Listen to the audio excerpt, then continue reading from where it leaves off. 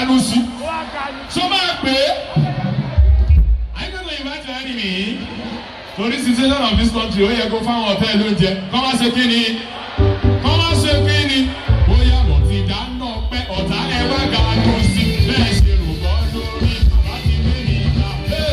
Ti dáná pẹ́ ọ̀tá ẹ wá Ganusi. Bẹ́ẹ̀ ṣe rò bọ́ lórí.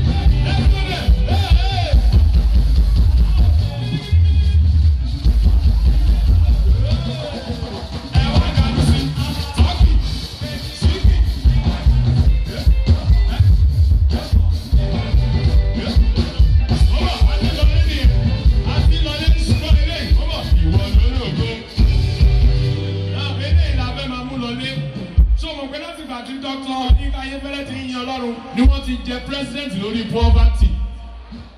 Bẹ́ẹ̀ni àbẹ́ẹ̀kọ́ poverty ò tún lè dọ́dọ̀ wọn mọ́. Sọ pé kò lè dọ́dọ̀ tèmi náà mọ́.